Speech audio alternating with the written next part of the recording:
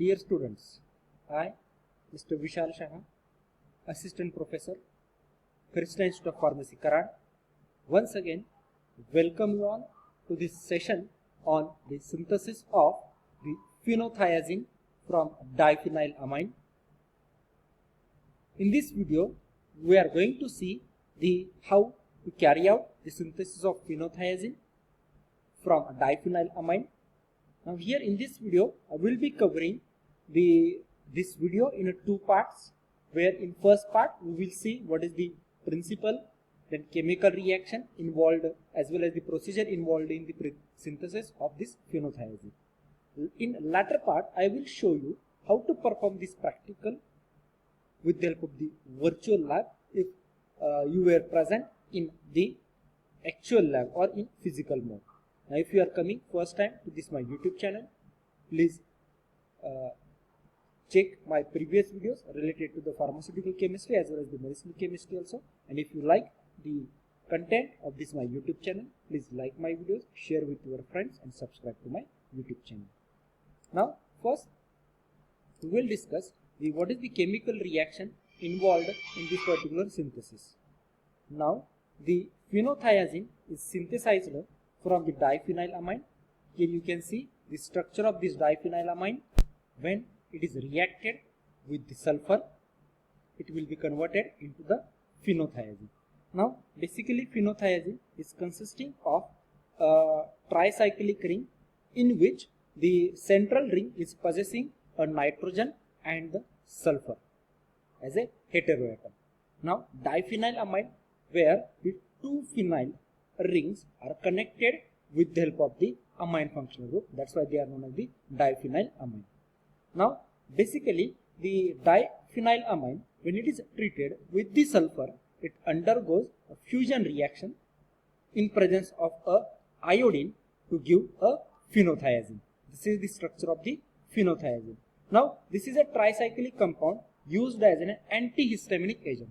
So many different structures are there in which this so many antihistaminic drugs are there in which the structure of that particular compound is consisting of phenothiazine nucleus. So this is about the chemical reaction. Very simple reaction is there. When diphenylamine is fused with the sulfur, it will be converted into the phenothiazine. Now we will see what is the procedure involved in the synthesis of this phenothiazine.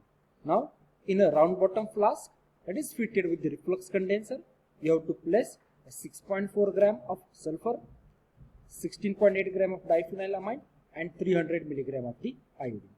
Now we have to reflux this mixture on an oil bath at about 190 to 200 degrees Celsius. If oil bath is not available, then we will be going to use the sand bath for the 30 to 40 minutes.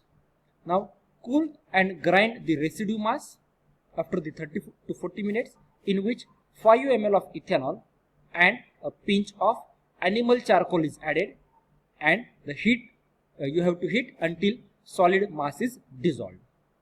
Now filter the solution while it is hot and cool it an ice bath.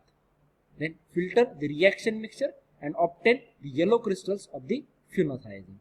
So for our practical purpose, we are going to reduce the quantities of these particular substances. Instead of taking a diphenylamine 16.8, we will be going to take 4.1, and accordingly we are going to reduce other quantities by 4 times. So now here we have discussed about the reaction as well as the principle and the procedure involved in the synthesis of the phenothiazine from diphenylamine. Now I will show you, if you were present in your practical lab, how to perform this particular practical. So let me introduce you to this our virtual lab. Most of you are familiar with this virtual lab. Now today we will be requiring sulfur as well as diphenylamide and the iodine. Now here this is your reflux condenser. Here burner we have placed. This is your RBF. This is a burner that we have placed, and this is your reflux condenser. Now first we are going to take the required quantity of the sulfur. Here you can see we are taking the bottle of the sulfur, and we are removing the cap, and with the help of the spatula we are taking the quantity for the sulfur. With the help of the balance, we can weigh and we can transfer it into our RBF. Now, once we have taken the sulfur, next we have to take the diphenylamine. So here again you can see we are taking the bottle of the diphenylamine. Then we are going to remove the cap, and with the help of the spatula again we are going to measure the required quantity of the diphenylamine. Now, once the diphenyl is added, again we have to add the iodine as a third member. So here once again we have to take care while taking the iodine, because as we know iodine is volatile in nature, due to which sometimes moisture may be incorporated into the iodine. So we have to take care, if moisture is present then we have to dry that, and then again we have to use that particular iodine. Now here you can see that iodine we are taking with the help of the spatula. 75 milligram of iodine is required, and that we have transferred into the in RBF. So we have taken all the quantities that are related to the sulfur, then diphenylamine, and the 300 milligram of the iodine. Now once we have taken all these quantities, we have to attach the reflux condenser, because we have to carry out the refluxation for about 30 to 40 minutes. So here on oil bath, remember that if oil bath is not present, then we are going to use the sand bath. Now we are going to start the burner, and we have to wait for the 30 to 40 minutes. Usually you have to maintain the temperature at 190 to 200 degrees Celsius. Once it reach, from that point you have to measure 30 to 40 minutes. And after some time, what happens, whatever the solid contents that we have added, it will be gets dissolved, it will be gets liquefied, and after 30 to 40 minutes we have to stop this particular reaction. We have to stop the heating, then we have to remove the reflux condenser also after the 40 minutes. Now once you stop the heating, what happens, whatever the liquid that was formed, that liquid is again converted into the solid mass, and to this mass we are going to carry out the addition of the 5 ml of ethanol. That 5 ml of ethanol is to be added to the solid mass, and whatever the solid mass is there, that we have to grind. Now once we have added the ethanol, sometimes it is necessary to add the charcoal powder also. So whatever the impurities are there, they will be adsorbed on the charcoal surface. Now once we have taken that solid mass, and if we have taken the ethanol, again we have to carry out the heating. Once we start the heating, after some time what happens, whatever the solid mass was there, that solid mass gets again dissolved. Means you have to carry out the heating until whatever the solid mass is there, that solid mass gets dissolved. Once solid mass gets dissolved, we have to carry out we have to stop the heating, and we have to carry out the filtration. Here you can see we are going to carry out the filtration, and once we have carried out the filtration, whatever the liquid is there, that liquid will be saturated in our filtrate. And now if we allow this particular solution to cool into the ice bath, whatever the liquid is there, that liquid will be converted into the solid, and in this way we can get the crystals of the phenothiazine.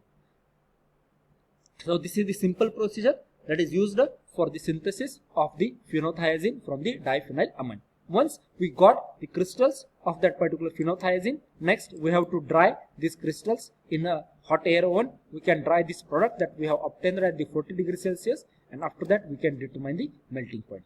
With the help of the Thales tube or a digital melting point apparatus, we can measure the melting point of that particular phenothiazine, that is the obtained product. Now once we determine the melting point, next point we have to perform the calculations. Now while performing the calculations, first we have to calculate the theoretical yield.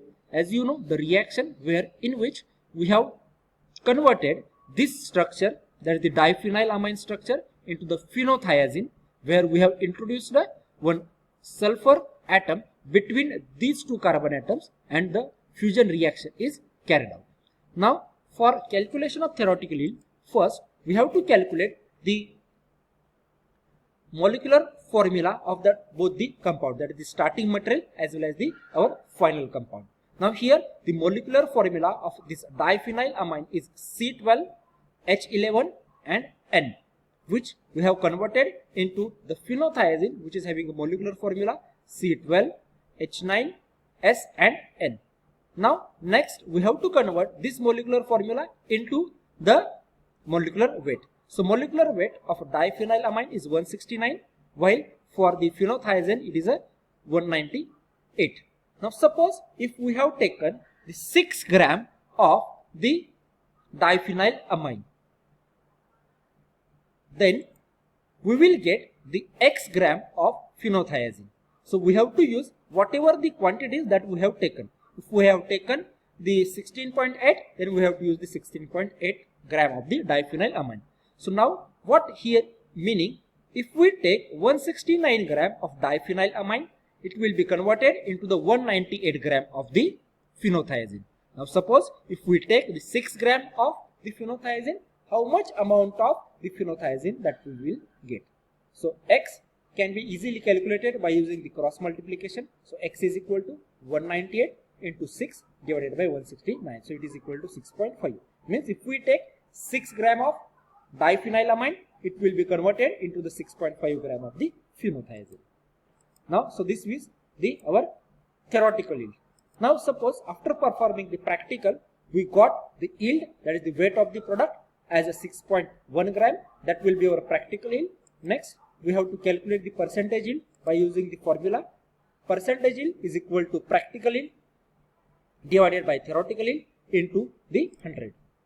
So 6.1 divided by 6.5 into 100, that is equal to 93% weight by weight. So this will be your percentage yield. And now we can tabulate our result like this. Theoretical yield is equal to 6.6 gram. Practical yield is equal to 6.1 gram. Then percentage yield 93% weight by weight. And then melting point. Suppose if we got the melting point as 184 degrees Celsius. So here we have seen how to carry out the synthesis of the phenothiazine from diphenylamine, in which there is a simple fusion reaction is there, in which we are going to introduce a sulfur atom between the 2 carbon atoms in the diphenylamine to get the tricyclic structure, which is known as the phenothiazine. Thank you very much. If you like the content of this my YouTube channel, please like my videos, share with your friends and subscribe to my YouTube channel. Thank you.